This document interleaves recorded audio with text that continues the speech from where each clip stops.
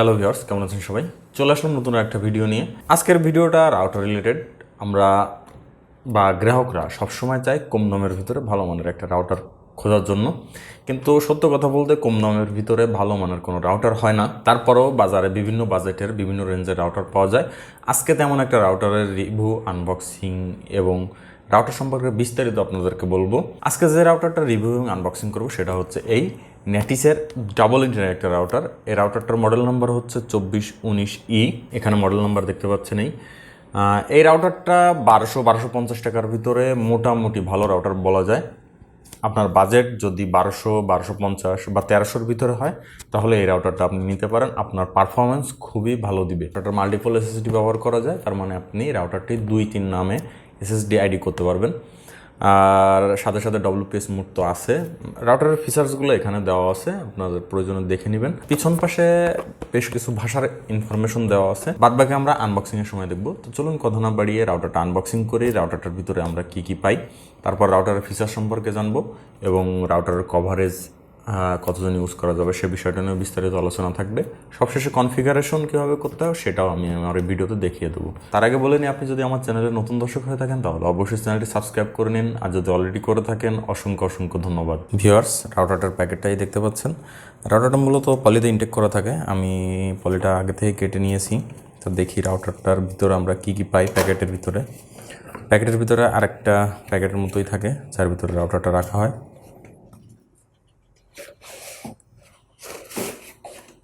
প্যাকেটের ভিতরে আর কিছুই নাই। এটা হচ্ছে নেটিসের ইনস্টলেশন গাইড, কীভাবে ইনস্টল করতে হবে সেটা এখানে সম্পূর্ণ বিস্তারিত দেওয়া আছে। আর ইনস্টলেশন কীভাবে করতে হবে সেটা আমি আমার ভিডিওতে দেখিয়ে দেবো। আর এটাও আর একটা ডকুমেন্টস নেটিসের প্রতিষ্ঠানের। এখানে আছে পাওয়ার অ্যাডাপ্টার, 9 ভোল্টের একটা পাওয়ার অ্যাডাপ্টার। এটি পাওয়ার অ্যাডাপ্টার পরে আছে একটি ইথারনেট কেবল, মোটামুটি মানের একটা ইথারনেট কেবল RJ45। আর সবশেষে আছে কাঙ্ক্ষিত রাউটারটি।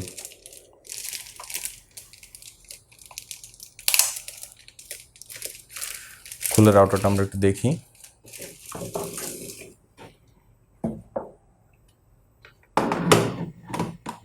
রাউটারটা হোয়াইট কালারের, ডাবল এন্টিনাগুলো আপনি যেভাবে খুশি সেভাবে রাখতে পারবেন। এই আপনাদের সুবিধা মতো।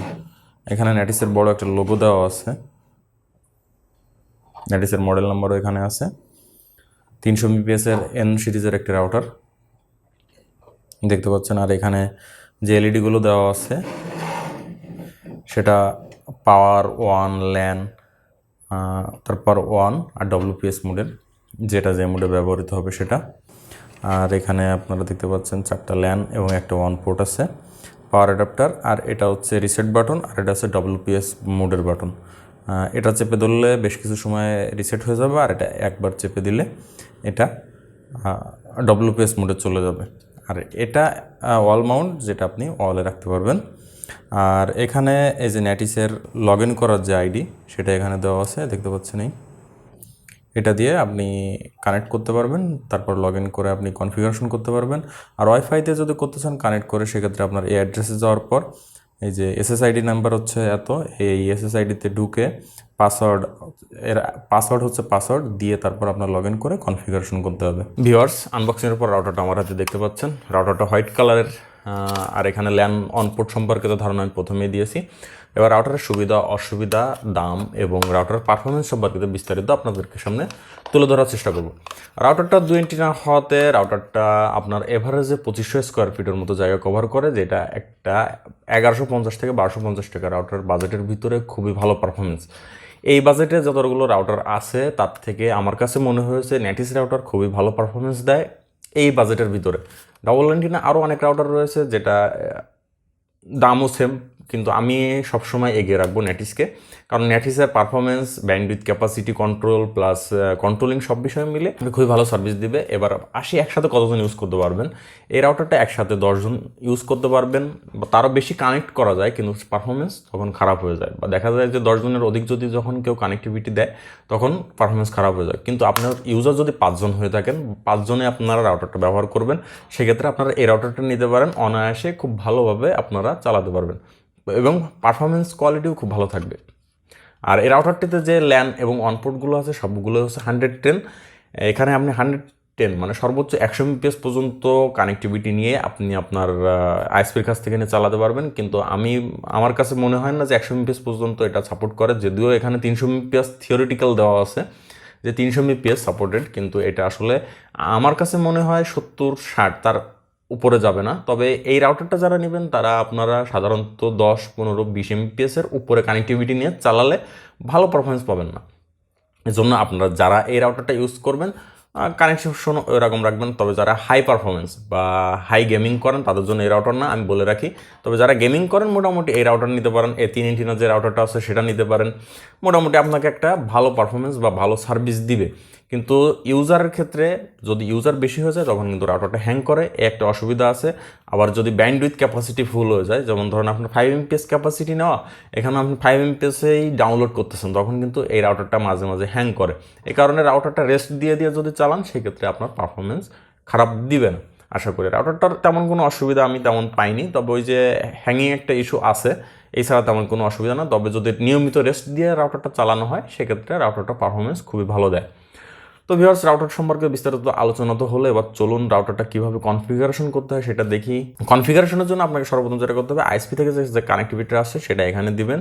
দেওয়ার পর তারপর আপনি ফোন বা অ্যাপস দিয়ে যেটা দিয়ে হোক কন্ট্রোল করতে পারবেন।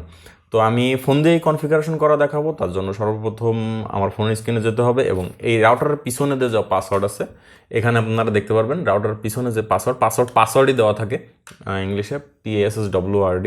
এই পাসওয়ার্ড দিয়ে ওয়াইফাইটা কানেক্ট করে নেটিসের সিগন্যালটা করে তারপর আপনি কানেকশন চেঞ্জ করে নিয়ে চালাতে পারবেন। তো চলুন চলে যাই মোবাইল স্ক্রিনে কীভাবে কনফিগারেশন করতে হয় সেটা দেখি।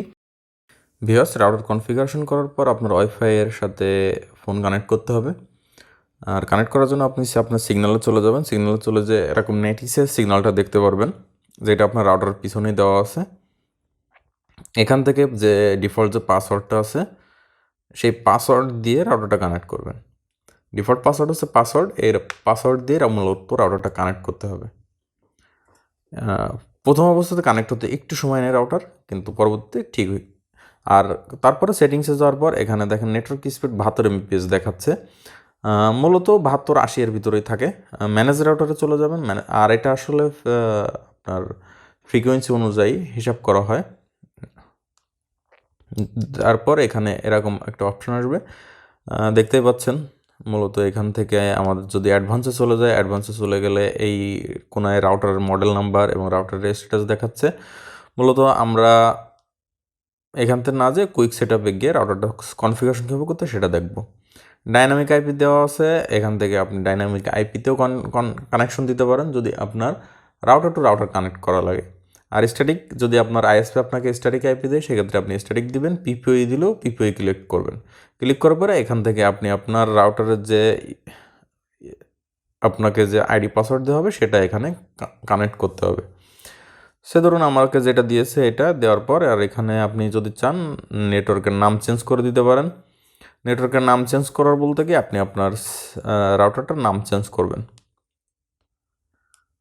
দেওয়ার পর এখানে সেভ দিবেন। সেভ দিলে মোটামুটি আমাদের রাউটার কনফিগারেশন, বেসিক কনফিগারেশন শেষ। আর অ্যাডভান্স লেভেলের যে কনফিগারেশনগুলো সেগুলো আসলে এভাবে দেখানো সম্ভব না। আমি কম্পিউটার স্ক্রিনে একসময় এই নেটিসের যে 300 Mbps রাউটারগুলো আছে সবই একরকম কনফিগারেশন। সো ভিউয়ার্স, এই ছিল এই রাউটার নিয়ে বিস্তারিত। ভিডিও যদি ভালো লেগে থাকে তাহলে অবশ্যই চ্যানেলটি সাবস্ক্রাইব করে বেল আইকনটি বাজে পাশে থাকবেন, যাতে করে আমার পরবর্তী যে কোনো আপডেট সবার আগে পান। আর আমি নিয়মিত চেষ্টা করব রাউটার বা নেটওয়ার্কিং রিলেটেড বিভিন্ন বিষয় নিয়ে আপনাদের সামনে তুলে ধরার জন্য এবং আপনাদের সাথে আলোচনা করার জন্য। সে পর্যন্ত ভালো থাকুন, সুস্থ থাকুন, আল্লাহ হাফেজ।